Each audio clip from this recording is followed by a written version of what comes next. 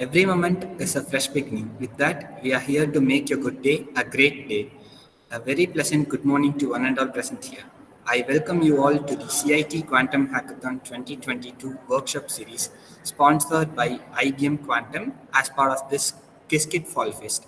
First of all, I would like to congratulate all the participants for stepping forward to join us because I think participation is far important than winning the competition. All the best to all of you. And are you guys ready to jump into the world of quantum computing? And yes, finally the day has arrived to explore new things and gain more knowledge. And it is my privilege to welcome our honorable chief guest and speaker, Dr. L. Venkata Subramaniam, IBM, IBM Quantum's distinguished ambassador, and is recognized as the master inventor. He is an experienced leader in artificial intelligence with a demonstrated history of innovation and product creation for over 24 years. He is the first to build first audio visual speech recognition and synthesis system within IBM. He is a strong researcher who has developed new products and published over 150 scientific papers in top venues. He focuses on AI reasoning and quantum artificial intelligence and machine learning. And as the IBM Quantum's distinguished ambassador, Sir is aiming to set up the quantum computing as the lead research area in India. Sir, once again, I welcome you and extend my sincere gratitude to you for taking your time to share your knowledge about quantum and experience. We are so thrilled to listen to you on the topic. Are you ready for quantum computing revolution? So the stage is now yours. Yeah, thanks a lot, Dharni. It was thanks for the very kind words and the welcome. So I'm very happy to be here among all of you. And so, in fact, Professor Manjula mentioned that there are school students also this time. So I'm Yes, sir. happy that you're widening your participation and a lot of people are joining in. Yes, sir. So yeah, so thanks for inviting me, and I'm glad to be here. So let's start. Yes, sir. It is our pleasure. Okay, thanks. Okay. So actually, this morning I'm on the road, so I hope my audio is clear. But otherwise, I should be okay. Yeah. Yes, sir. It is clear. Okay, great. Okay, so a lot of you would have seen, the recent Nobel Prize. How many people here saw the recent Nobel Prize announcement, which went to quantum computing, or well, quantum information science? So Yes, sir. yeah, go ahead. Go ahead. Okay, so Yeah, just yes. so one thing I came to know on the quantum computing, two people got a Nobel Prize. Yesterday I read over the internet. Yes. Right. So this is something very interesting, sorry, there is some noise. I'll just go on mute for a second. Okay. Yeah. This is a very, very major development. We are living through a era where a new form of computing is coming about. you know Today there are two forms of computing. One is the classical that we all do, which is what we are using to, let's say, hear this lecture or communicate right now. And the second one is quantum computing, which is very, very exciting.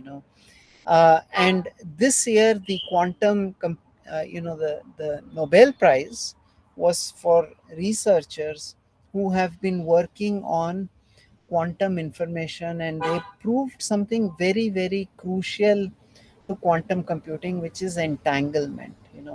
So I'll tell you this little story. Okay, in 1935, Albert Einstein, Boris Podolsky, and Nathan Rosen, they argued that quantum mechanics, especially the principle of entanglement, is impossible. Okay, they said that it's some. Einstein specifically said that this is something which is spooky action. He called it some ghost activity or things like that. And he said it's not even possible.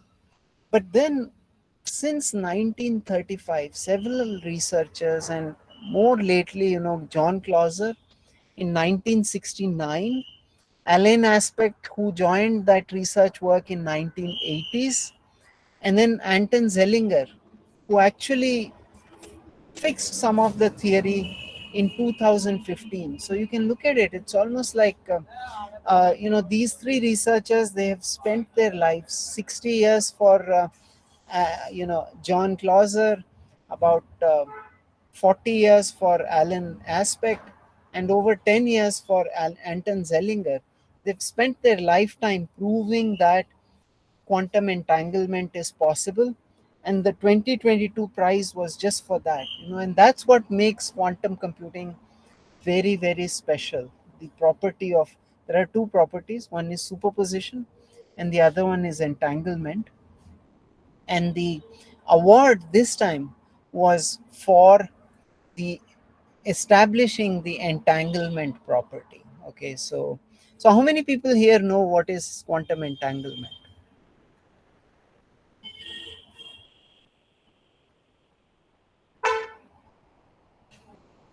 Okay, I'm assuming most people know. Okay, Rachna here says yes. She raised her hand. Okay, and Mohammed.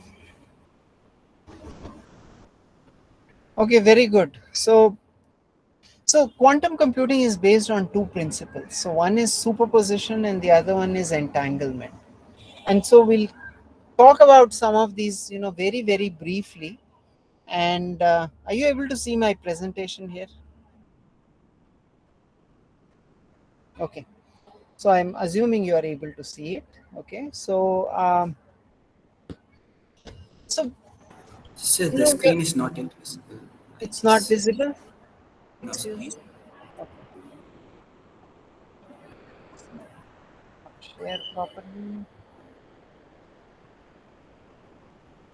Okay, I'll try one more. Yes, sir.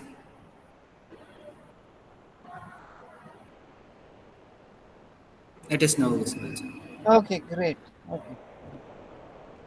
Okay, so we are all here because we are very much enthused by quantum computing, and we want to understand what it is and how it is different, and what are the special things that we can do with it, right? So today's talk is just going to be a very, very brief introduction to what is quantum computing, right? So we are a small planet, the third planet in the solar system, and lately we've had a lot of big problems. There has been the COVID-19, there has been a lot of climate change, uh, changing patterns, shortage of water. A lot of things have been changing in the recent years, all of that attributed to global warming, and how industrialization has been changing the structure of the planet, killing some of the the animals on here, and also right now threatening life itself, human life, if you might say so, right? uh, so our goal here is, how can this new computing paradigm, quantum computing, how can it help in alleviating some of these problems, right? So I don't know if you know, but nitrogen fixation, fertilizer industry, we need it. You can't do without fertilizers, because Earth's population is 8 billion, and to support that population we need farming. But I don't know if you know, but fertilizer making is one of the most polluting industries today. It pollutes the atmosphere, carbon dioxide, all of that being coming out of this whole nitrogen fixation process that is used to create these fertilizers, is one of the most polluting industries. So quantum computing is expected to find new ways to do this process, right?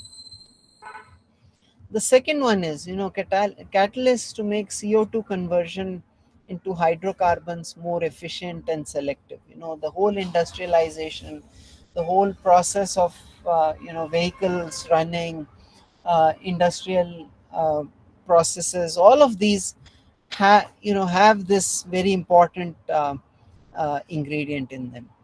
The third one is the financial model. So I don't know, 2008, a lot of you were very young, but that time there was a financial crisis. A lot of the banks had to be supported because they gave lot of loans, especially home loans and all in the US and other countries, expecting that the property prices will keep on increasing.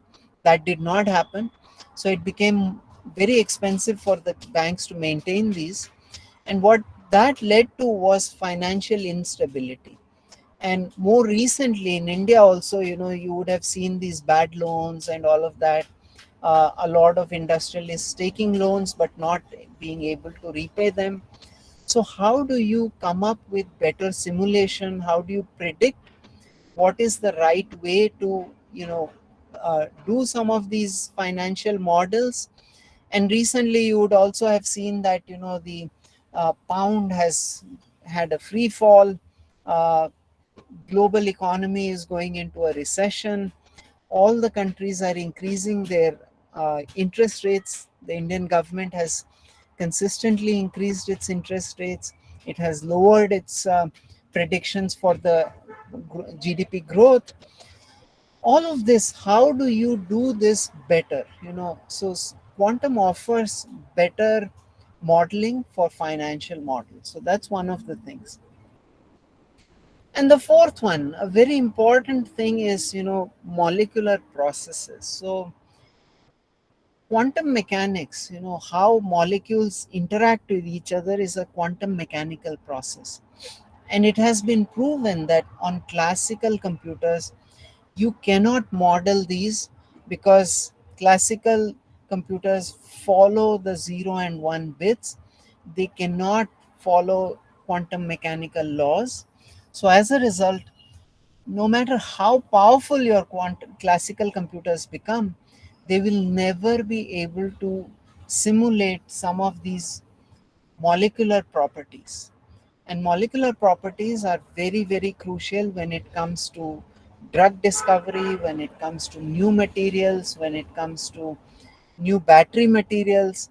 So all of this whole material science and bacterial properties and proteins and all of that is another area which only quantum can tackle.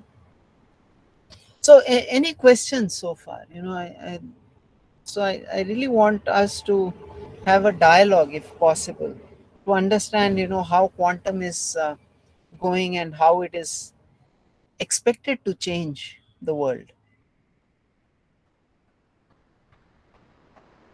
Sir, maybe one very basic question. This quantum computing will replace the traditional computers down the line? It will not. Okay, it will not replace. So I will tell you why. Okay, so we'll get into the details of Thank you. why it will never replace. Quantum computers and classical computers will live side by side.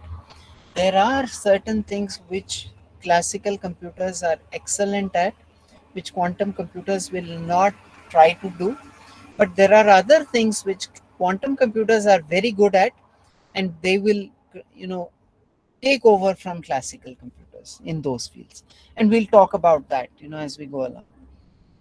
So this is, it used to be the second most powerful supercomputer in the world, the Summit computer from IBM. Right now, it's the fourth best classical supercomputer. So the supercomputers have been becoming more and more and more powerful. In India, CDAC has been building supercomputers, but supercomputers have their limitations. Okay, so supercomputers can tackle certain problems, but there are other problems which they can never do. There will remain these intractable problems. So I'll show you what are these intractable problems, right? So here is one example. uh, so we all know about deep learning, right? So deep learning models have right now they've taken over, whether it comes to signal processing, whether it is image processing, whether it is audio processing, whether it is natural language processing. A lot of deep learning models are now getting used in solving these problems. But it has been shown that the computational power required to for by deep learning models, as they become more and more powerful, is going into a space where it will no longer be feasible. You will require so much power, you will require so much energy to be able to do these computations that we will not be able to keep up with that, right? So what are the two possibilities? Either we find different ways of doing the computation, something which is less power consuming, or we find new algorithms to do it, right?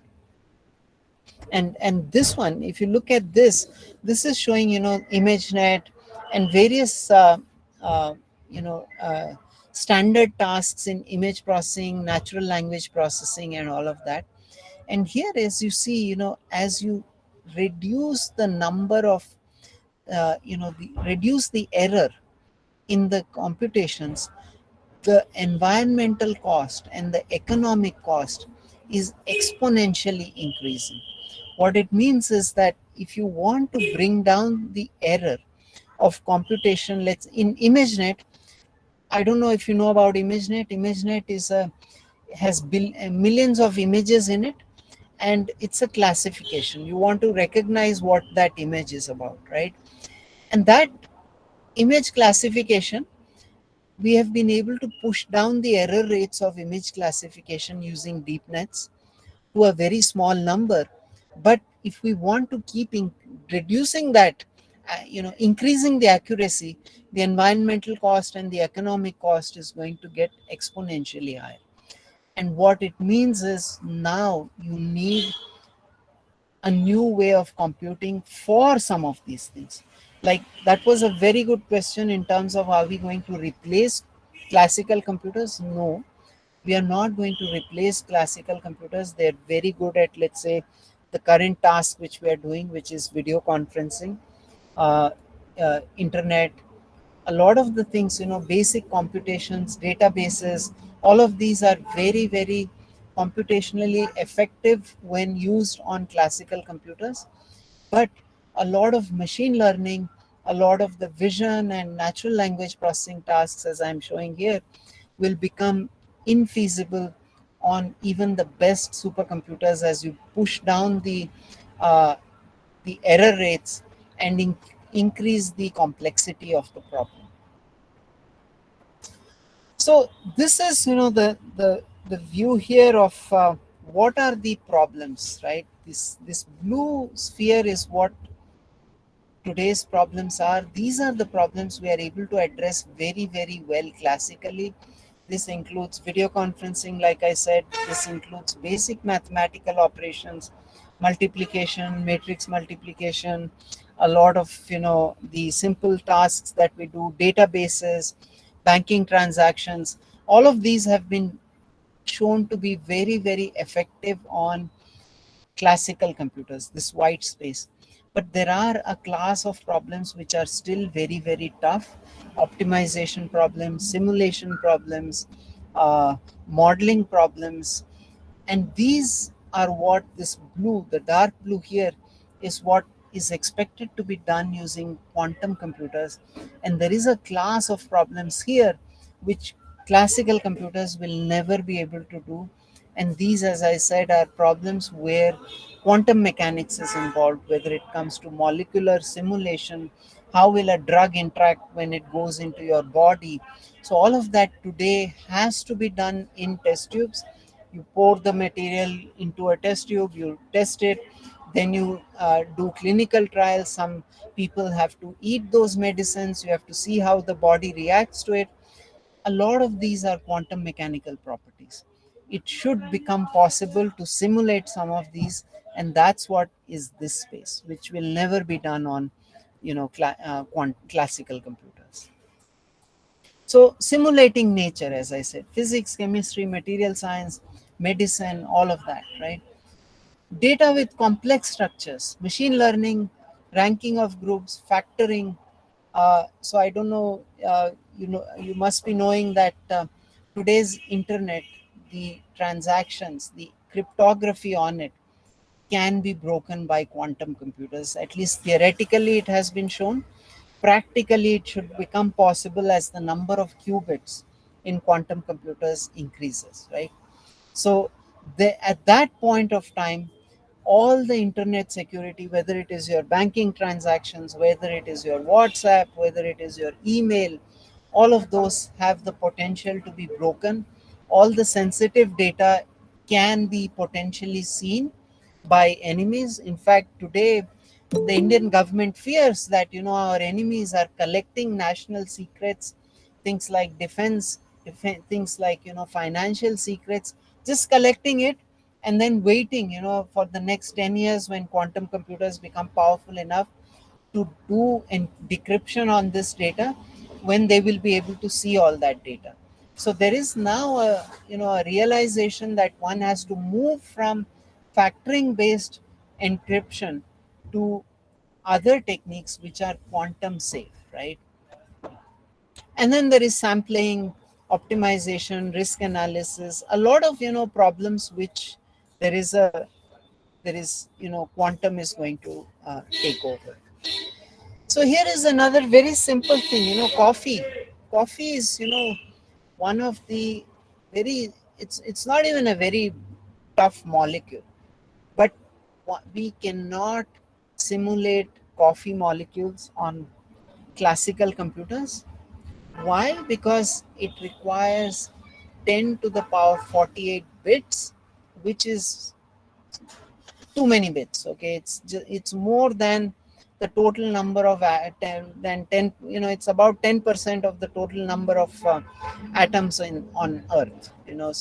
So we will never ever be able to build a supercomputer this large, but the same thing can be simulated using 160 logical qubits. And 160 logical qubits, we believe we will be able to reach by the turn of this decade.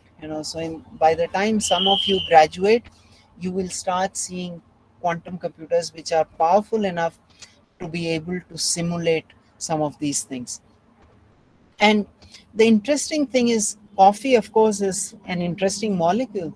But at the same time, there are other molecules like, drugs, the COVID-19 drugs, the drugs for tuberculosis. There could be, cures for cancer. So a lot of these things, the molecules will become simulatable using quantum computers in the future. And at that point, we expect that there will be an acceleration in the way industry is able to come up with drugs. Today drug cycles take several decades. We will be able to compress that into a few months with quantum computers. So any questions again?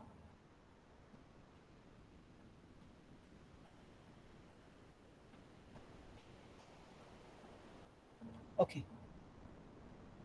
So the limitation here for classical computers is that they use zeros and ones. Okay, so classical computers use bits, zeros and ones, and that is the reason we are not able to use classical computers for something like modeling of a caffeine molecule.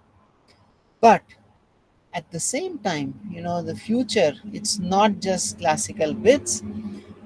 If you want to model nature, if you want to model financial transactions, if you want to model fertilizers, if you want to model electric batteries, you want to go beyond zeros and ones. Okay, and so far classical computers have done great. Every 2 years their power has been doubling. For the past 60 years they have been following this law, and classical computers have become so powerful that on our mobile phones today we are able to do a lot of complex computations today. And that's because, the classical logical circuits have become so complex, we are able to pack into a small, micro inch, several millions of logical circuits in there. And that has been doubling every 2 years. And that means that, classical computers have been following this Moore's law, which has kept them on a track where they've been able to do more and more complex computations. But like I said, they will never be able to do certain computations, like simulating the coffee molecule.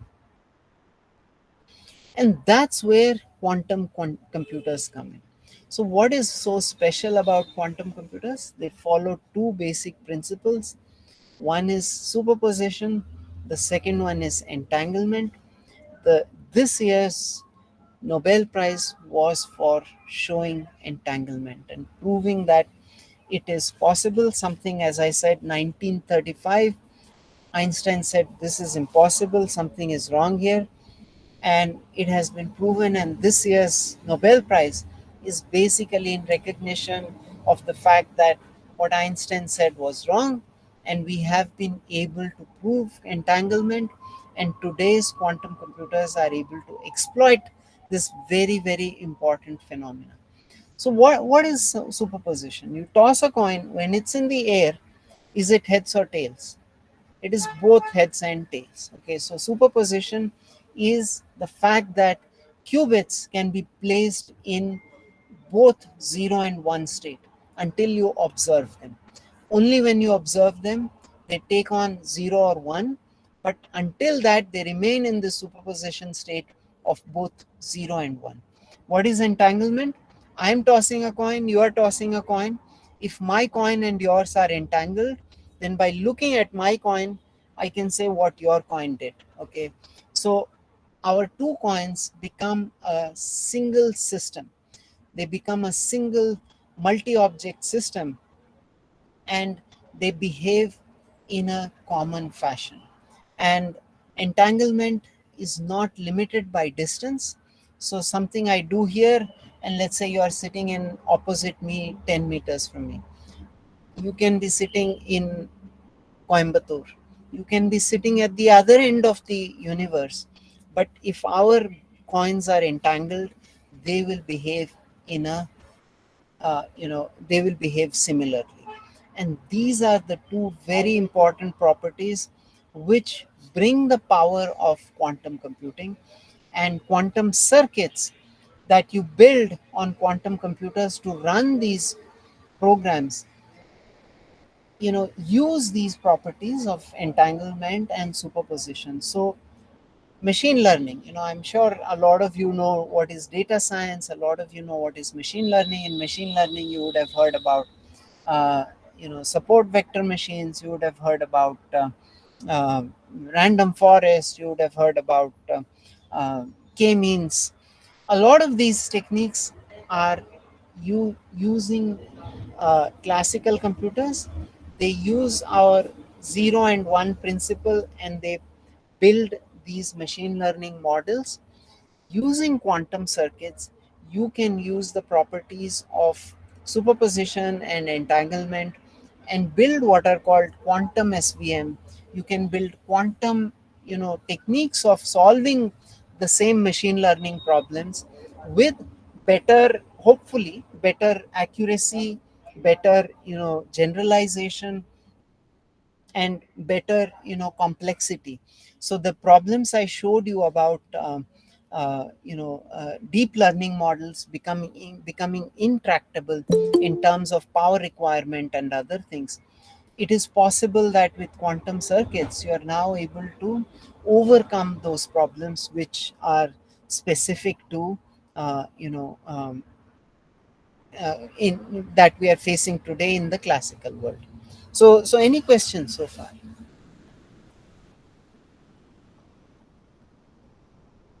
Uh, Okay. Sir, Yeah, go ahead. regarding that quantum entanglement you told, right? Even distance doesn't matter. That part I didn't clearly understood. I mean, is it something they are like when you say two coins are further apart? That means the two coins are able to communicate each other. They're maintaining the some kind of relationship over a distance. Yeah, right. They Uh, are maintaining some relationship across it, and the distance doesn't matter. Okay, so that's somehow this quantum mechanical, uh, whether it is photons or electrons or whatever, are able to maintain this property across distances. And you know uh, uh, so one of these winners of the uh, Nobel Prize actually showed it over a few meters. Okay, so he showed that, two, I don't know whether he chose photons or what, I think it was photons. He chose photons as the quantum elements, and he showed that two photons spread across 30 meters.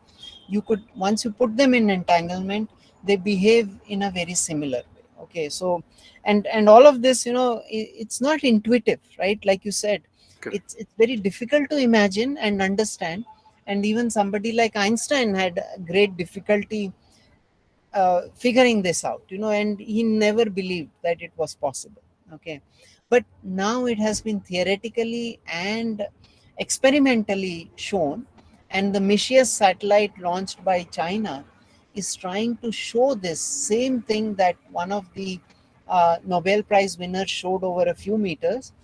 Over thousands of kilometers, the Messias satellite from China, they want to demonstrate this phenomena of quantum entanglement. And this has very, very important implications for communications and also for computing. Okay, so both of these, it is a very, very important property which allows you to do some of these exponential speed ups on the problems. So if you look at, let's say, a maze. Okay, so I you know let's say you have, I'm in the middle here, and you all know what a maze is, right? So there are multiple paths to go out, and you have to go out of the maze. Okay, uh, so to do that, what is the right way? You would try going, okay, I go left, I go this way, I go this way, and you try all the different paths. So it's a serial method today, right? On a classical computer, you can parallelize it, but you still have to try each and every path. But by by using qubits, you are able to put simultaneously the qubits in all possible paths, and you are able to eliminate using properties like entanglement and superposition, the the incorrect paths. And that's where this whole exponential speed up is occurring. And the property of entanglement, because you are able to put two things separated by any distance, and this is not limited by the speed of light also, right? You're doing something which is instantaneous, right? So it is still not very well understood. It is still something we are exploring as to how we can use it in communications, but it's a property which has the potential to change the world, right? I mean, I don't know if for example, in Hindu literature, uh, in science, we have all come up with, we've all come learning that nothing can be faster than the speed of light. Anything in this universe is limited by the speed of light. Okay, but in Hindu literature, if you see, that's not the limiting factor. Speed of light is never considered limiting. In fact, Hindu literature says we can do things instantaneously. And here is something, entanglement, which allows something to be done instantaneously. So, unfortunately, I also don't understand it um, very deeply. Okay, so but this is a very, very interesting phenomena which, in quantum computing, even without deeply understanding what entanglement is mathematically or physically, we are able to exploit its power, which is what is very, very interesting and very exciting also.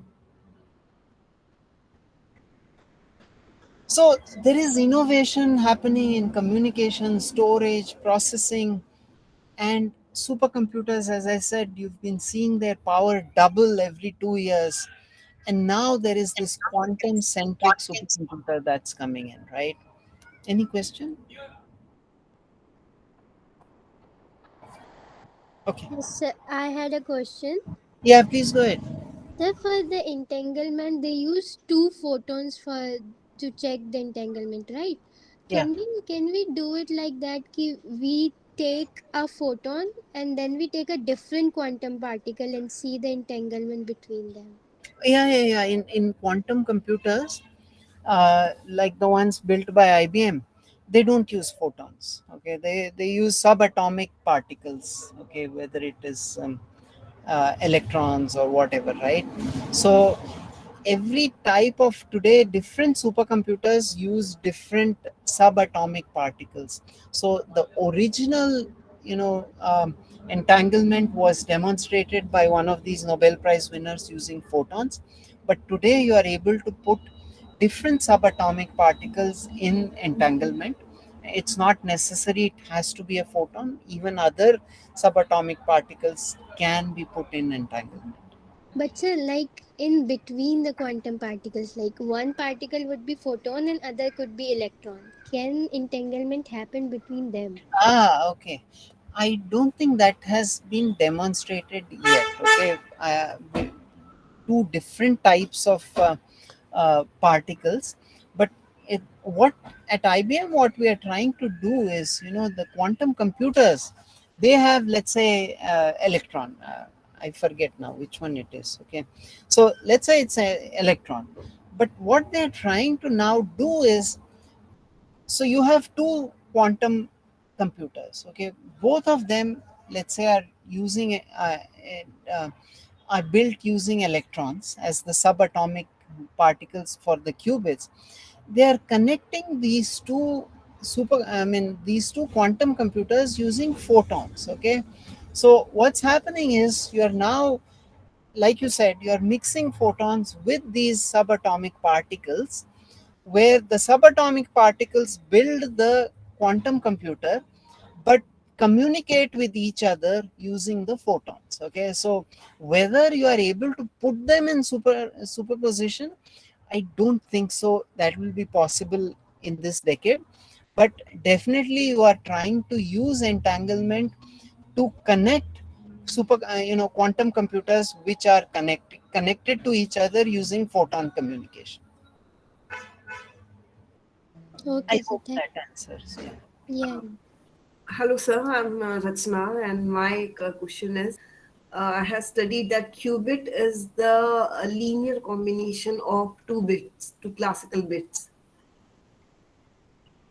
Okay. So, is it possible? So, basically, qubit is the generalization of the classical bit.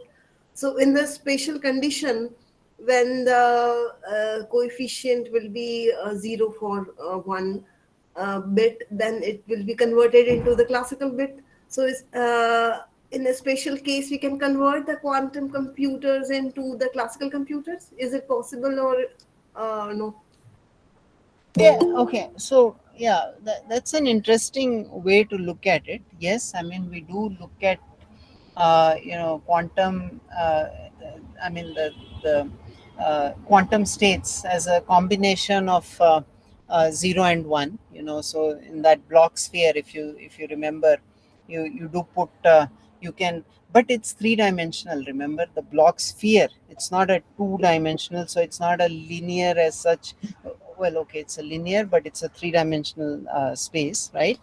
um, but see, the power using the qubits, we already know how to implement things, we know how to do things, and we today's classical computers are, you have them in a very steady state, right? What I mean is, you put a zero in a zero state, it remains like that perpetually. Okay, and so the classical computers of today have certain advantages. Okay, they are very stable, they are error free. Okay, so you are able to do computations which are completely error free, whereas the quantum computers have their own challenges, in terms of how the qubits cannot be maintained in a state for longer than a microsecond, whatever, sub seconds duration and all that. uh, you the point that I'm trying to make is that you wouldn't want to reduce a quantum computer to a classical computer, right? You want the quantum to do its processing. For classical tasks, the classical computers are already good enough, they're doing a great job. So you don't want to limit your quantum to classical. You really want to use the class quantum to do those special tasks with the which the classical doesn't do. But at a mathematical level, yes, at some point you can reduce a quantum computer to look at it like a classical also. Yes, sir. Thank you, sir. I'm PhD scholar of mathematics only, sir. That is not. Oh, very nice. Okay. So my research area is quantum walk on graph. Okay, so do you also implement, or do you only do the theory aspects right now? Theory aspects only, but for example, I'm searching the graph which is compatible for quantum computing. So we call it perfect state transfer. If there is a, we take terms from the quantum mechanics and transition matrix. If the entries of the transition matrix is equal to one, then we call that there will be the perfect state transfer between the two nodes. So Okay, it's interesting. I see. Okay. Yeah, so that's interesting, and I would urge you, to start implementing them on quantum computers, because what will then happen is, you will be able to start thinking in a quantum mechanical sense of how do you exploit the random walk using superposition, entanglement, and other quantum properties, right? And that's Yes, sir. important because here is the roadmap, okay, which is a perfect segue here. Last year, IBM released the 127 qubit. In the next few weeks, the 433 qubit machine is going to come out. Next year, 1000 plus. The following year, 4000 plus. And what this means is that the power of quantum computers has also started increasing very, very fast. And a lot of the algorithms, like the ones you're mentioning for optimization and all, will become possible to get implemented in special ways which you can never do on classical very, very soon. Probably this 1000 is the inflection point. Just 2 years from now, less than 2 years from now, it's expected that you will have these 1000 qubit machines where you will be able to do the kind of problems, optimization problems you are mentioning, in a very, very special way, different from what you are doing today classically, by exploiting superposition, entanglement, and other quantum properties, to be able to do it super fast and super more efficiently, which you can never do on a classical computer. So this is just the hardware, but there are also software and libraries becoming more and more available on top of it. So I'm very happy that you're all doing this hackathon. Please start. It's great to do the theory, but you must also start getting hands on quantum computers, because by the time you all graduate, you are going to see that quantum computers are going to be very much prevalent out there. A lot of the complex tasks are going to move to these quantum computers. So it's very important that you become comfortable with these quantum computers, because the future job industry is based on this. Okay. uh, but coming back to that first question, is quantum going to replace classical? No, it's not going to replace anything. In fact, the real workloads are not purely quantum, but they will require an interaction between classical and quantum. So, what we are seeing today is that QPUs, quantum processing units, GPUs, and CPUs are working together. So what we are seeing is, let's say in machine learning, there is a very complex classification task where the boundaries are very nonlinear. That data, we are pushing it to the quantum processing unit so that it is run efficiently there. where the boundaries are simpler, more linear. We are doing it on GPUs and CPUs. So what is happening is you are having AI, quantum, cloud, all of that coming together to change how businesses are working. So we are working with banks, we are working with pharma companies, where we are taking their existing processes, picking out processes which are really hard, the pieces that are tough for the classical computers to do or impossible for the classical computers to do, taking only those parts and pushing it to quantum, and doing this interaction, like I said, classical quantum, where they share each other's results back to each other, so that you are able to do more complex problems, more difficult problems in more shorter time periods. And this is an example here where we used machine learning for discovering quantum for discovering kernels. You know what kernels are?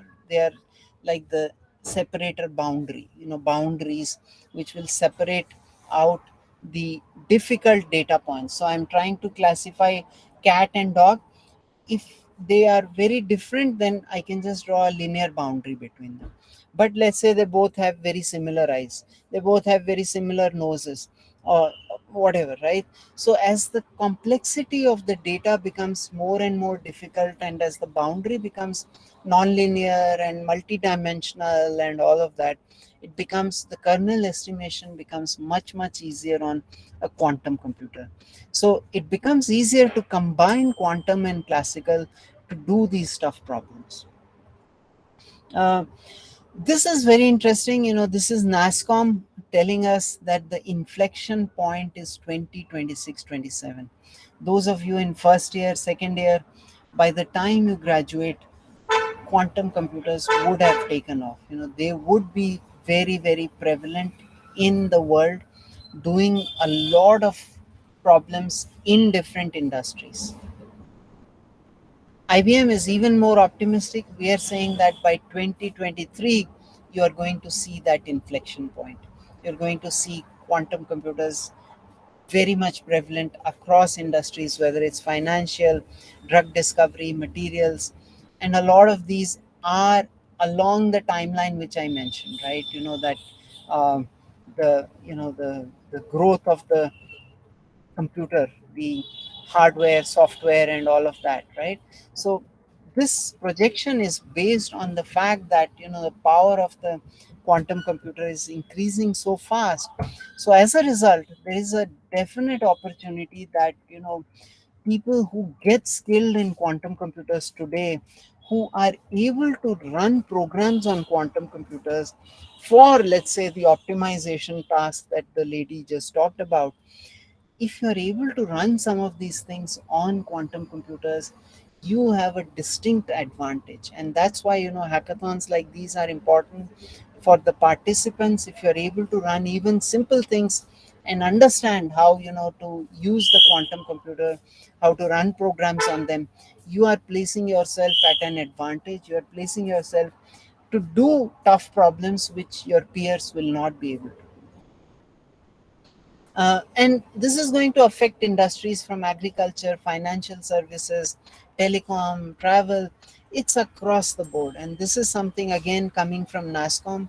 NASCOM has come out with this, saying that here are the industries and the value it's going to create for these industries in India in billions of US dollars, right? So this is a very exciting time. This is the right time for all of you to start learning quantum computing. But don't just learn the theory, go and use quantum computers. They are freely available over the cloud. Anybody can access them. You can access it from your computer, your laptop, over the cloud. You can run your programs on quantum computers today. There are simulators, there are actual quantum computers, and all of them are free to use. Okay, so they are from IBM. You can use them. So as I said, whether it's effective drug discovery, whether it is coming up with more molecules for better finding of all these properties, whether it is finance, uh, in all of this, there is an exciting thing. And for India, this is especially exciting because by 2024, India will have the largest number of software developers in the world. So whether it is IBM, whether it is Microsoft, whether it is Amazon, whether it is any other company, everyone is looking at India because India is the sort of the brain that has powered a lot of the classical computing, discoveries. But in future, as quantum computing becomes more and more prevalent, unless India adopts it and provides a direction, a lot of these companies don't expect that they will be able to do it without the help of the Indian software developers. And so here is an opportunity for each one of you to take advantage of that, right? So there are a lot of jobs that are coming up in quantum from IBM, from TCS, from Infosys. They're all looking for people who can program using quantum computers, okay, who can run optimization problems, who can run machine learning problems, who can run, drug discovery problems. So take this opportunity, grab this opportunity, do hackathons like these, work on real quantum computers. And in this hackathon, I know that not only will you be given a problem, but you will also be trained on how to use quantum computers. So don't miss this opportunity, use it, and take this advantage that you are getting, right? And as Nobel laureate Bill Phillips said, using quantum principles to compute is as different from classical computing as classical supercomputer is from abacus. So the optimization random walk problems that you know the example that was given here, here is an opportunity to look at it from a completely different view using quantum mechanical properties, which will enable you to solve the same problems in a much, much more efficient and in a much better way. Okay. So, with that, I'm going to stop here. And so I will, if there are any questions, let's do that.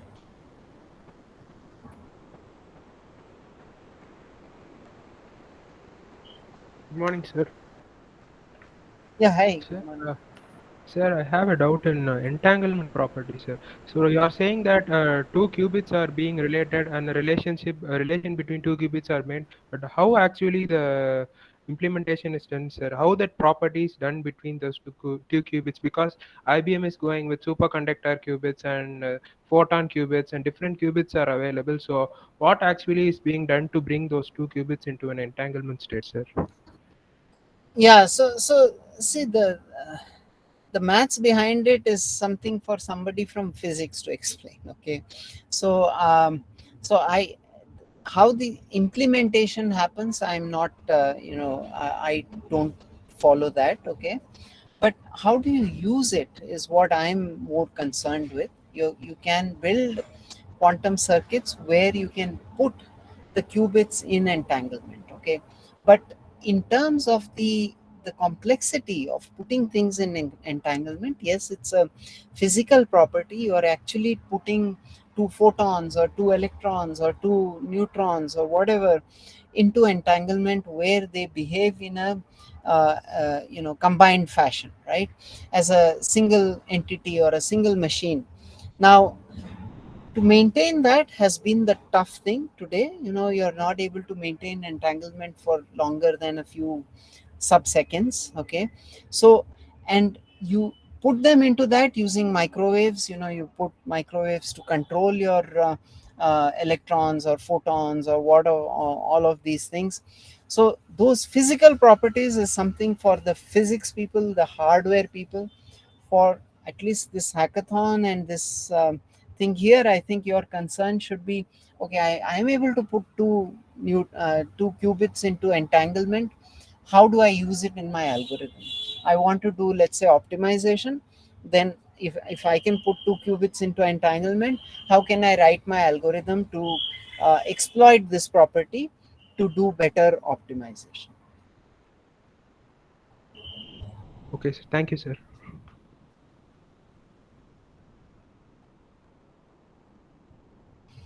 Okay, so is each one of you going to participate in the hackathon? I mean, I was just curious as to what this audience is all about. Are you the uh, team that's going to, participate in the hackathon? And okay, I see Shreya saying yes. Okay, very good. Yeah, so actually, with Manjula, I know she's going to also run sessions where she's going to train you on how to build quantum circuits, and maybe also do some basic quantum algorithms. So feel free to reach out, in case you want to do some of these problems, or after the hackathon also you want to work with us to continue your quantum journey, because at IBM we are very happy to work with students. And my goal is really to ensure that India uh, becomes a quantum powerhouse in terms of talent, in terms of skill, in terms of industry, in terms of being able to solve some of the tough problems that we see. So Arpita here is asking, sir. Okay, sorry, went away. Arpita has a question. Kindly suggest some basic papers which help us to get a practical idea. Yeah, sure. I'll share with Manjula ma'am some basic papers. Um, but one very good place for you to start is the Qiskit textbook, which is available in multiple Indian languages and English. Okay, um, it takes a very practical approach. It takes algorithms and all, and it shows you how to implement. Okay, so it's like almost like a recipe. You just follow the steps, and you have it. You're able to implement it. Okay, so in that sense, the Qiskit textbook is a very good starting point. Along with that, I will share the other books also. And you are a very privileged generation. You have so many videos online, so many courses, free courses, and you have your teachers, and you're able to very easily, using LinkedIn, email, all of that, talk to anybody.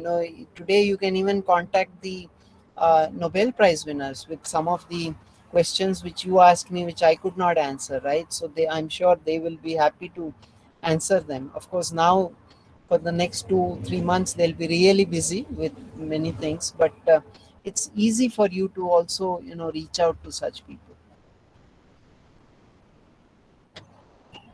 Okay, so I guess I took 5 minutes extra, so thank you so much, and I wish you all the best. And yeah, So so there's no thank you, problem. yes, So I would like to thank you for your comprehensive session on quantum and its principle, and also the quantum computing revolution. It was breathtaking to know more about quantum computing. So, sure, thank you so much. Ayana, I guess you have a doubt. No, actually, I want to say thank you. Thanks for your time, sir. Thank you so much. Yeah. So now we have arrived at the end of first session, and I would once again like to thank Dr. Venkata Subramaniam sir for joining hands to make this session a wonderful success. And I would also like to thank Dr. Manjula Gandhi ma'am for leading and supporting us throughout the process. And I would like to thank each and every one of you for joining this session. So the feedback form for this session is on the on the chat box. So it is requested to fill the feedback form. So you can all stay tuned in the Discord server for more announcements and updates. And the recorded video of this session will be posted there. You can feel free to ask any doubts or queries in our Discord server. And we are at the end of the session. Thank you. Thank you so much, sir. Thank you, bye. Bye. Sir.